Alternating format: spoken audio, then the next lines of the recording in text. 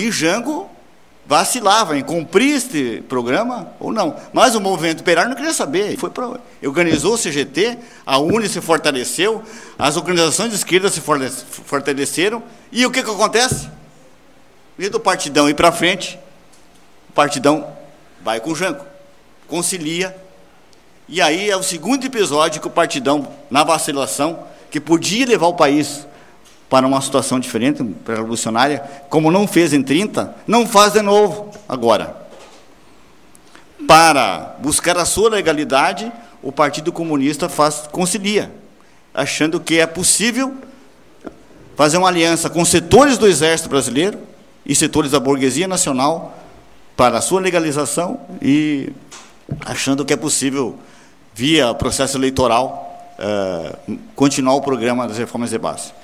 Mas as reformas de base não recuam, e aí já há uma ausência de um partido político.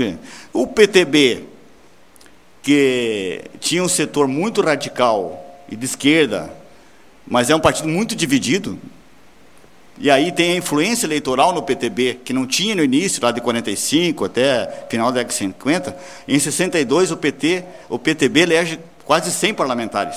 E ele sofre a mesma influência do PT hoje. Cresceu eleitoralmente e foi perdendo ideologicamente. Então, os setores já lá, o PTB deixa de ter um domínio operário mais popular para ser dominado por setores, porque o PSD é totalmente dominado pelos setores empresariais, e a UDN nem se fala. E, gradativamente, o PTB também vai caminhando para isso. Então, o PTB, o populismo em crise, o PCdoB vacilando, o movimento operário em ascendência, mas não tendo um partido condutor, levou ao golpe militar de 1º de abril. O golpe militar começa de 31, com o general Mourão Filho, aquele general que na época era coronel lá no famoso relatório Cohen, lá em 37, em 64, ele organiza o levante militar em Juiz de Fora, Minas Gerais, que ele era o comandante do exército de Juiz de Fora, e leva as tropas em direção ao Rio de Janeiro, porque o presidente João Goulart, nessa época, estava no Palácio Laranjeira, no Rio de Janeiro, que era onde ele passava a maior parte do tempo, muito pouco em Brasília, mais no Rio de Janeiro. Estamos aí em 60, no golpe. Então, a partir do golpe, começam a surgir então, são suspensos os partidos políticos em 65. Até 65 continuam as eleições. A eleição presidencial de 65 é suspensa. Em 65, então, surge a Arena MDB, e a esquerda, toda ela está na clandestinidade. Então, até 65, o que era a esquerda? Repetindo, era o Partidão, era o PCdoB, a AP, a POLOP e o PSB. Todos são colocados na clandestinidade, mas continuam atuando. E aí, de várias formas. Darcy, é o seguinte, tu está falando historicamente, né, essa aproximação que as Forças Armadas, especialmente o Exército, né, tinham com as esquerdas desde 22, 24, até com candidatos, né, defendidos. A coluna pré só tinha militar. E, posteriormente, né, candidatos defendidos, apresentados pelas esquerdas, né, tinha até mesmo 60, né?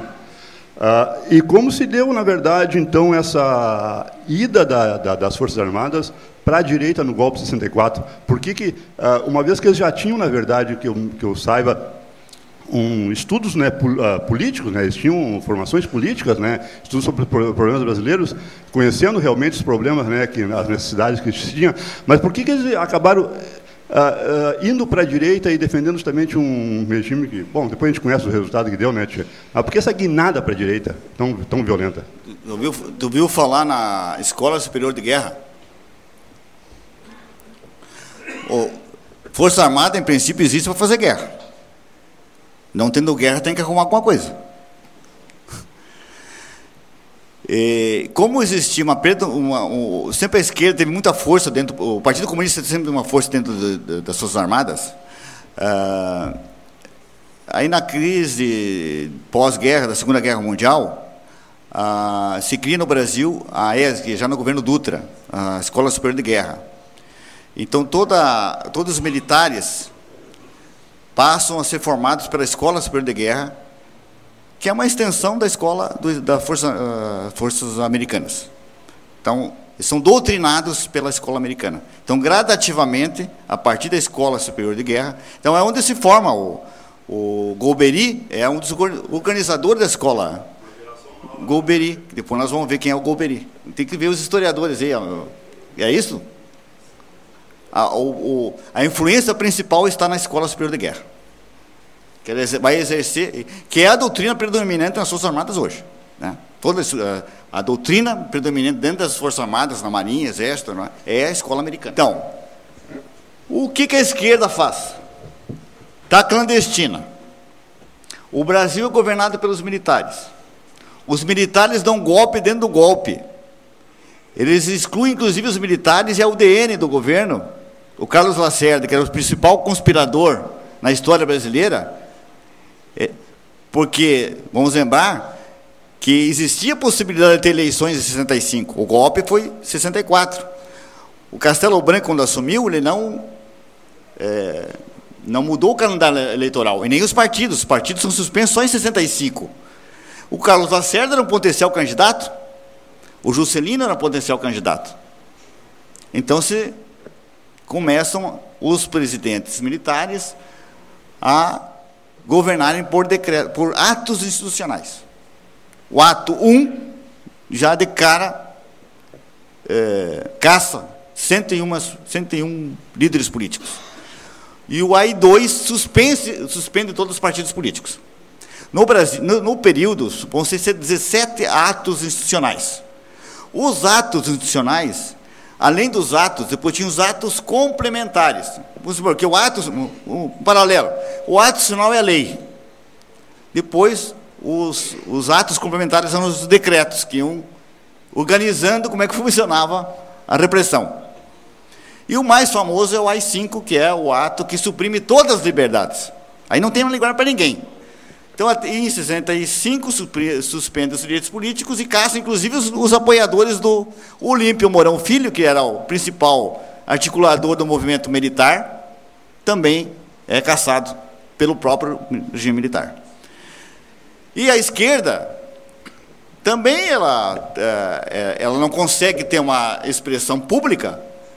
O Partido Comunista mantém-se fiel ao alinhamento soviético, e as demais correntes começam, e aí é importante, elas começam como é que nós vamos derrubar esse governo?